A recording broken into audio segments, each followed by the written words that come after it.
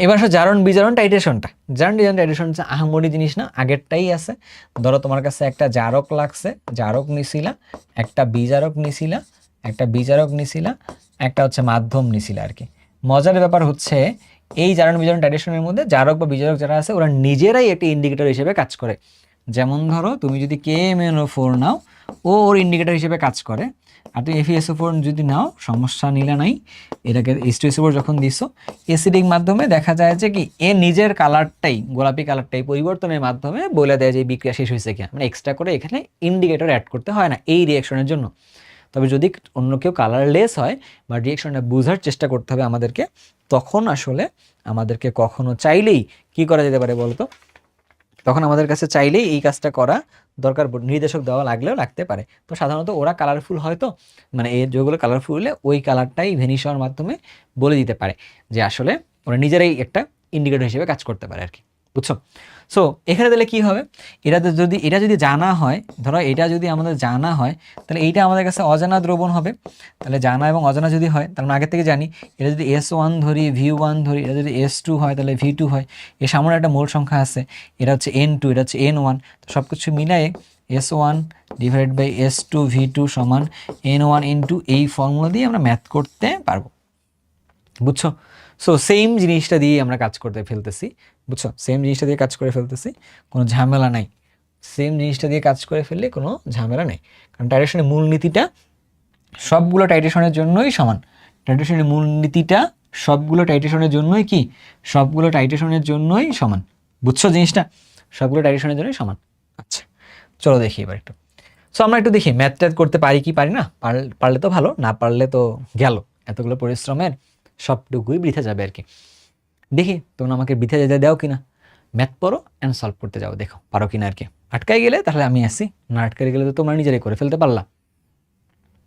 আমাকে একটু দূর থেকে দেখতে দাও, সেটা হলো কীরকম দেখা যাচ্ছে তো না? হ্যাঁ, দিলে হচ্ছে 0.80, 0.80, কালারটা চেঞ্জ করে নিচ্ছি,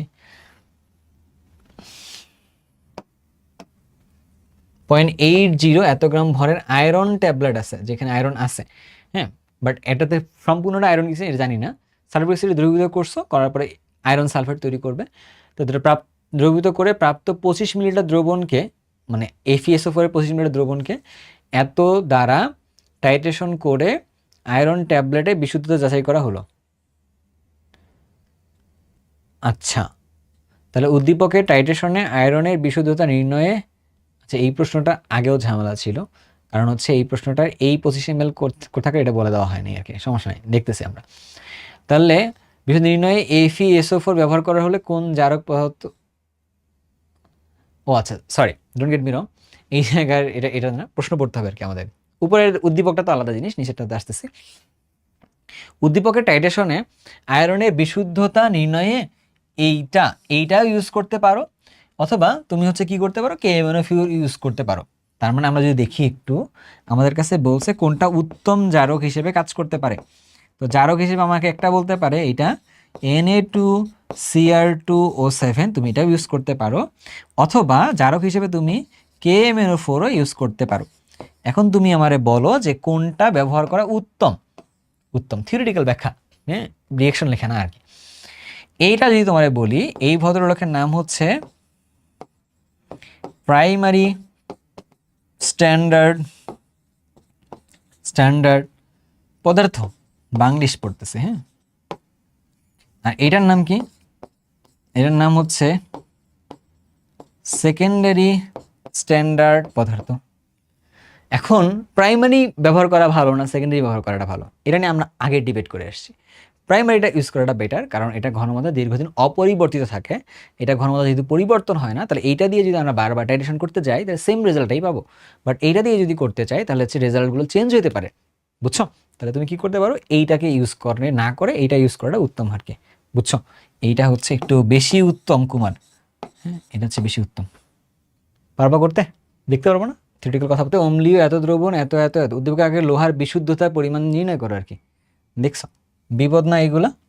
তাহলে আমরা আবারও যদি লিখি K2Cr2O7 এর সাথে বিক্রিয়া দিচ্ছে FeSO4, দেখো এর সাথে দিচ্ছে হচ্ছে, আমি এটা ব্যালেন্সার করলাম না, এটা তোমারে ব্যালেন্স করে নিলে পারলে তুমি ভালো, তবে আমার জন্য যে নাম্বারগুলো লাগবে আমি সেই নাম্বারগুলো লিখে নিব। এর সামনে 6, এর সামনে 1 ছিল আর কি, তাই না? এর সামনে 1 ছিল, গেল। এখন লোহার বিশুদ্ধতা, লোহার আকরিক যেটা ছিল ওটা হচ্ছে 0.5 ছিল, এত এর 25 ml এর সাথে বিক্রিয়া করে এত, তাহলে এতটুকু দ্রবণের সাথে বিক্রিয়া করছে, পূর্ণাঙ্গভাবে ধরলাম কাজটা হয়ে গেছে। এবার দেখি কি হয়। তাহলে আমরা এখান থেকে লিখতে পারি না যে 1 মোল K2Cr2O7 ইকুইভ্যালেন্ট টু 6, আমার যেহেতু লোহার বলছে বিশুদ্ধতা, লোহার সালফেটেট না কিন্তু, তাহলে হচ্ছে 6 মোল Fe2+ লিখতে পারি।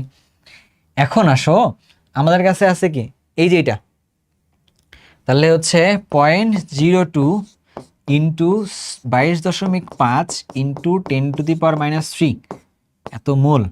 তাহলে এত মোল K2Cr2O7 সমান তাহলে কত হবে? 6 ইন্টু 0.02 ইন্টু 22.5 ইন্টু 10⁻³ বুঝছো? এত, তাহলে এত হচ্ছে Fe2+। তাহলে এর মোল সংখ্যাটা আগে বের করে নাও, তাহলে কত হয়? 6 ইন্টু 0.02 ইন্টু 22.5 ইন্টু 10⁻³ তাহলে কত হইল? 2.7 ইন্টু 10⁻³ এত মোল Fe2+। বুঝে দেখো। আচ্ছা, তাহলে এটা গ্রামে নিয়ে যাও জিনিসটাকে, তাহলে এটাকে গ্রামে কনভার্ট করবো কেমনে? এর ভর কত? 56 বা 55.85 লিখে দেওয়া আছে কিছু, না দেখলে 56 ধরে নিতে পারো। তাহলে ইন্টু 56, তাহলে হচ্ছে 0.1512 এত গ্রাম আয়রন। এটা হচ্ছে কি বিশুদ্ধ আয়রনটা হচ্ছে এতটুকু। আমাদের বের করতে বলছে বিশুদ্ধতার পরিমাণটা পার্সেন্টেজে বের করতে হবে। অতএব বিশুদ্ধতায় সেরা, তাই না? মমতায় ঘেরা, এরকম একটা অ্যাড ছিল ছোটবেলায়, বিশুদ্ধতায় সেরা মমতায় ঘেরা, মানে তীর, যদি মনে করি যে না ভুল করে থাকি, তীরের একটা অ্যাড ছিল। তোমরা কি ওই অ্যাডগুলো দেখছিলাম? বাংলাদেশে আগে অ্যাডগুলো অনেক সুন্দর হইতো, যখন শুধু টিভিতে আমরা অ্যাডগুলো দেখতাম, তখন তো আসলে ইউটিউব ছিল না যখন আমি দেখছিলাম, তখন আমাদের তো টিভিতে গিয়ে গিয়ে দেখতে হইতো আর কি। এখন ওই সুবর্ণ সুযোগটা কম। এখন আমরা সবাই যখন একটা স্ক্রিনে দেখি, সামথিং লাইক দ্যাট, মোবাইলের যখন দেখতেছি আমরা যে ও ভালোই টাইম হয়ে গেছে, আমরা কিন্তু নন স্টপ চলতেছি, তাই না? এখন বাজে হচ্ছে 3টা 4, তা তো খুবই ভালো, ঠিক আছে। ঠিক আছে, আচ্ছা, ভালো হইলো। আমরা যখন একটা স্ক্রিনে যখন পার্সোনালি দেখতেছি, তখন আসলে অন্য কারোর সাথে এঙ্গেজ হওয়ার সুযোগটা নেই। বাট একটা সময় ছিল যখন আসলে মা বসে আছে, বোন বসে আছে, ভাই বসে আছে, বাবা বসে, আমরা টিভি দেখতেছি আর কি, এরকম। তখন আমার as far as I can remember, যে যখন স্কুলে ছিলাম, তখন আমাদের বাসায় টিভি দেখা হইতো। টিভি দেখার সময় হচ্ছে যখন স্টার জলসা থাকতো আর কি, স্টার জলসায় হচ্ছে ঝিলিক একটা নাটক ছিল, হ্যাঁ, তারপরে হচ্ছে যে পাখি একটা নাটক ছিল, মানে এগুলো নাটক দেখতাম, খাইতে বসে আমরা দেখতাম, আম্মু দেখতো, ছোট বোন দেখতো, পাশাপাশি দেখতাম, আসলে ভালো লাগতো তখন দেখতে আর কি। তখন এই যে সবাই মিলে যে দেখতেছে এটা নির্দিষ্ট সময়ে বসে, এইটা একটা আলাদা আমেজ ছিল। দেন তখন হচ্ছে WWE দেখতাম, হ্যাঁ, এই যে রোমান রেইন্স, এই জিনিসগুলোতে যে আজও থাকতো, তখন এগুলো আমরা বন্ধুরা মিলে দেখতাম। তারপর তখন ন্যাশনাল জিওগ্রাফি চ্যানেল ছিল, ডিসকভারি ছিল, যেখানে ম্যান ভার্সেস ওয়াইল্ড ছিল, খুবই ফেভারিট একটা জিনিস ছিল। সো ওই জিনিসগুলো ছিল মজার আর কি, কয়েকজন মিলে কালেকটিভলি দেখা হচ্ছে একটা জিনিস, তখন ভালো লাগতো। বাট এখন তো আসলে ওইটা নাই, এখন একজনে একটাই দেখতেছে, কি দেখতেছে কেউ জানে না, ঠিক আছে। বাট আমি চাই তোমরা আমার ক্লাসগুলো যখন হয়, তোমরা যদি তোমাদের বাসায় মা থাকেন বা বাবা থাকেন, কেউ যদি তোমাদের পড়াশোনা নিয়ে কনসার্ন থাকেন, যে তোমাদের সাথে মিলে দেখতে চায় আমার ক্লাসগুলো, তোমরা তাকে নিয়ে বসে দেখাইও আর কি। চেষ্টা করি আমি যে যতটুকু শালীনতার মধ্যে রাখা যায় কথাগুলোর মধ্যে, কারণ আমি তো টিচার, আমার জায়গা থেকে তোমার কাছে অনেক জিনিসপত্র আসলে ট্রান্সফার হয় এই জায়গার থেকে। তো কোনো যদি অভিভাবক আমার ক্লাসগুলো দেখে থাকে, হ্যাঁ, তার কমপ্লিমেন্টটা আমাকে একটু কমেন্টের মধ্যে জানাই দিতে পারলে ভালো লাগবে আর কি, ঠিক আছে। অনুগ্রহপূর্বক এটা তোমার কাছে রিকোয়েস্ট থাকবে একটা, কেউ যদি এই পর্যায়ের কথাটা শুনো, একটু গার্ডিয়ানের অভিমতটা এইটুকু জায়গায় দেখে শুনে আমি যা যা বললাম দেখা, আমার একটা কমপ্লিমেন্টটা কমেন্টে লিখে দিও একটু। ওকে, পিওরিটি মানে কি? কত পার্সেন্ট, মানে 0.5 মধ্যে এতটুকু পিওর আছে, এতটুকু পিওর আছে, এটাকে পার্সেন্টেজে কনভার্ট করতে হবে, ছোট্টবেলার ম্যাথ করতে হবে আর কি। করলে কি আসে অ্যান্সার আমি তো জানি না, ক্যালকুলেটর থাকলে বাসায় চাপার উপরে বের করে নিয়ে আসো। তাহলে 30%, তাহলে 30.24%।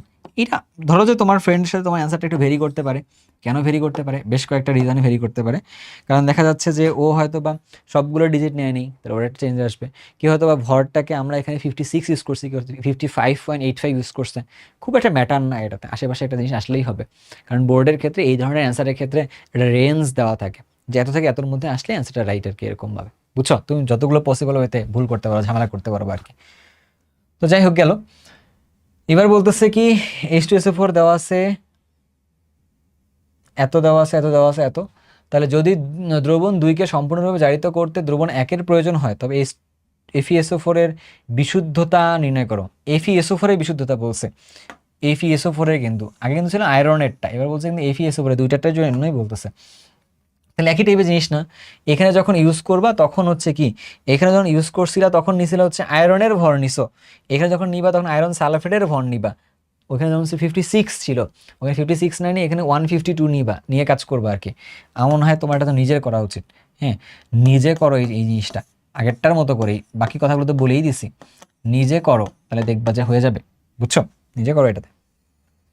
এবার দেখি, এবার একটা কথা বলছে এখানে কি, 2 গ্রাম লৌহ আকরিক, মানে লোহার আকরিকের সাথে দ্রবীভূত করে 150 লিটার তৈরি করা হইলো। মানে আয়রন সালফেটের পরিমাণ 150 লিটার, 120 মিলিলিটার তৈরি করছে। উক্ত দ্রবণ থেকে 30 মিলিলিটার নিছো, মানে আয়রন সালফেটে 30 মিলিলিটার নিয়ে টাইড্রেশন করছে, এত সাথে এত প্রয়োজন হইলো। উদ্দীপকে আকরিকে ভেজালের পরিমাণ কত? মানে এত কিন্তু বিশুদ্ধতা বের করছো, তাহলে ভেজাল বের করতে পারবো না, বিশুদ্ধতা থেকে বিয়োগ করলে তো ভেজাল বের হয়ে গেল আর কি। আচ্ছা ঠিক আছে, দেখি করি একটু আমরা। তাহলে KMnO4 এর সাথে বিক্রিয়াটা করতেছে, KMnO4 এর সাথে বিক্রিয়া করতেছে আয়রন সালফেটের বিক্রিয়া করতেছে কোন মিডিয়ামে? সালফিউরিক অ্যাসিড মিডিয়ামে বিক্রিয়াটা করতেছে। করার পরে কি হবে? এর সামনে আসবে হচ্ছে 2 থেকে 1, এর সামনে আসবে হচ্ছে 5। তাহলে 1 মোল আর 5 মোলের হিসাব নিকাশ। বাকিটা ব্যালেন্স আমরা আগেও করছিলাম, এগুলো তুমি নিজে একটু করবা, তুমি নিজে এটাতে লিখবা। বুঝছো? আচ্ছা লিখলা। এখন তুমি ঘটনার মধ্যে আসো, এটাতে কি করবা বলো তো? এটা পরিমাণগুলোকে লিখে নেই একটু, কি বলো? তো 0.02 মোলার, এটা কত দেওয়া আছে? 25 মিলিলিটার। এটার পরিমাণটা তো দেওয়া নাই, আমরা তো এটার পরিমাণটাই বের করব। তাহলে লিখতে পারতেছি 1 মোল KMnO4 ইকুইভ্যালেন্ট টু কার?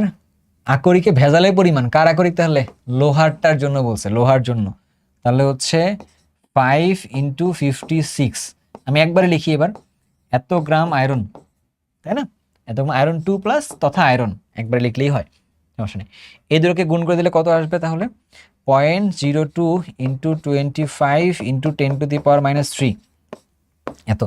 তাহলে এইটার সাথে এত মোল হবে, তাহলে এত মোল তাহলে বিক্রিয়া করবে কার সাথে? তাহলে 5 × 56 × 0.02 × 25 × 10⁻³ তাহলে এত গ্রাম আসবে।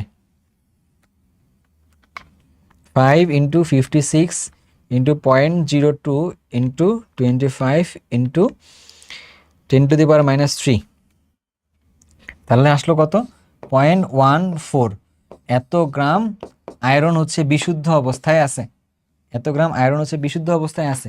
এটা কতটুকুর মধ্যে নিয়ে কাজ করছে বলো তো? 30 মিলিলিটারের মধ্যে নিয়ে কাজ করছো। এটা হচ্ছে ইন 30 মিলিলিটার। বাট তোমার তো আসলে কাজ করতে হবে কত? 2 গ্রামকে তো মিশাইছিল কোথায়? 140-তে। তাহলে 140-তে তাহলে কত হবে? যে 30 গ্রামে যদি থাকে যদি এত, তাহলে 140-তে তাহলে থাকবে কত? এর 4 গুণ, তাই না? তাহলে এটা কত হবে বলো তো? এটাকে 4 দিয়ে গুণ করো, ইন্টু 4, তাহলে হচ্ছে 0.56। এত গ্রাম আয়রন বিশুদ্ধ আছে যদি আমরা কাজ করে ফেলি, তাহলে কত? 120 মিলিলিটারের মধ্যে আসতেছে। তাহলে 120-র মধ্যে কতটুকু বিশুদ্ধ থাকতেছে? 0.56, তাই না? তাহলে আমাদের জন্য যদি বলি, তাহলে হচ্ছে অতএব পিওরিটি কত? পিওরিটি মানে বিশুদ্ধতা তাহলে কত হবে আর কি? 0.56 ডিভাইডেড বাই 2 এত ইন্টু 100 আচ্ছা পিওরিটি। তাহলে হচ্ছে কত? 28% এত। তাহলে ইমপিওরিটি কত বা ভেজাল কত? ইমপিওরিটি এটা তাহলে কত হবে?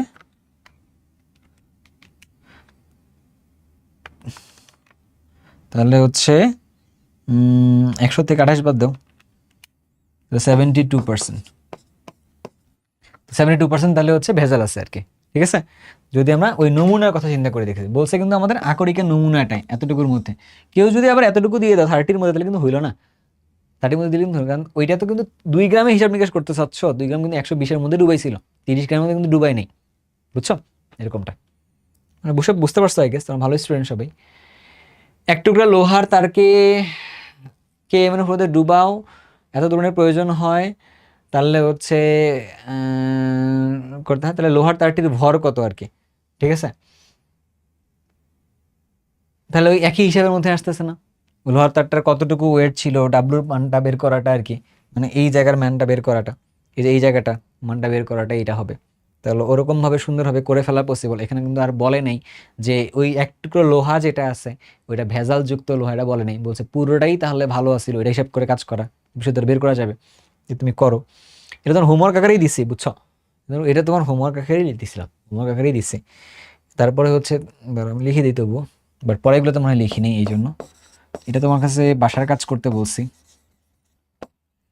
এটা তো তোমার কাছে বলতেছি একই জিনিস কাজ, H2SO4 এর সাথে KMnO4 তার সাথে H2O2 এটা নিয়ে কাজ করতে বলছে, একই জিনিসের কাজ হবে।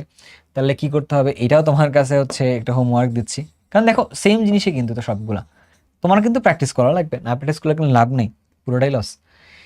এখন আমার এত ম্যাথ দরকার ছিল কিনা, আসলে দরকার ছিল, কেন, কারণ তোমার যদি প্র্যাকটিস করতে না বলি তাহলে আসলে তুমি কি করবা বাসায় বসে বসে, ঠিক আছে, এটা করো। H2SO4 মিশ্রিত এত আয়তনের সাথে এত 25 মিনিটের দ্বারা কোনো আয়রন সালফেটের দ্রবণকে পূর্ণভাবে জারিত করা হইলো, এর ঘনমাত্রা কত। আচ্ছা এইটা করাই দিই একটা, ধরো আমি, তোমার মনে হতে পারে আবার ভাইয়া কিচ্ছু করাই দিচ্ছে না, তাহলে তো বিপদ। দেখো আসো তোমারও করাই দিই। FeSO4 দিছো, দিয়ে সালফিউরিক অ্যাসিড মিডিয়ামে দিছো, তো দিলা, তারপর তুমি সুন্দরভাবে এটা ব্যালেন্স করবা, যেটা আগে আমরা করছিলাম। এর সামনে তাহলে হচ্ছে 1, তাহলে এর সামনে হচ্ছে সরি এখান থেকে যাবে 1, এর সামনে যাবে হচ্ছে 5 দিলাম। এখন দেখো মিশ্রিত এত আয়তনের এত দ্রবণ, তাহলে এটা জানো হচ্ছে 0.02 এত মোলার, 19.8 এত মিলিলিটার, এত মিলিলিটার, এইটার কত 25 মিলিলিটারকে করছে না এত, তাহলে এটা ঘনমাত্রা কত এটা জানি না আর কি।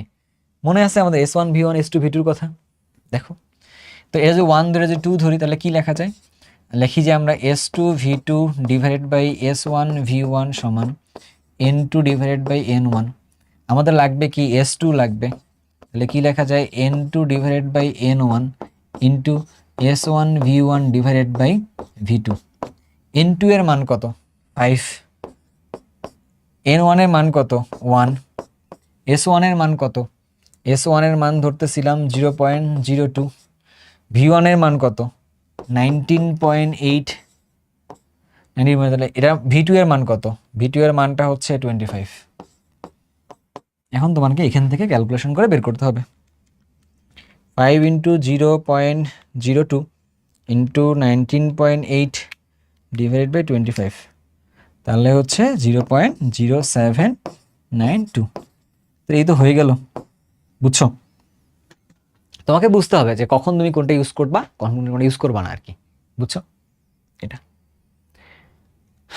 লোহার বিশুদ্ধতা, হ্যাঁ এটা বের করতে হবে। তাহলে এবার ওই লোহার নমুনা এত টুকরাকে ডুবাইলা দ্রবণকে সমাধারিত করতে, একই টাইপের ম্যাথ কিন্তু দেখো, সেম টাইপের ম্যাথ না।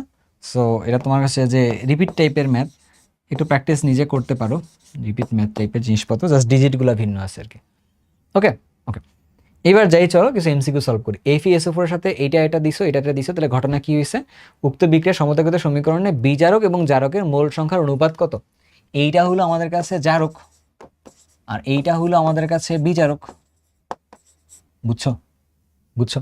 আচ্ছা তাহলে কি হইলো, Feটা ছিল +2, এখানে ছিল +3, তাহলে একটা ইলেকট্রন দিছে, এর সামনে 1, এখানে ছিল +7, এখানে হয়েছে কত +2, এর সামনে হবে তাহলে 5, তাহলে বিজারকের সামনে হবে 5, বিজারকের সামনে 5 আর জারকের সামনে হচ্ছে 1, তাহলে বিজারকের সামনে 5 জারকের সামনে হবে 1, এরকম একটা ঘটনা লাগবে। তাহলে 5:1 নট 1:5, ঠিক আছে।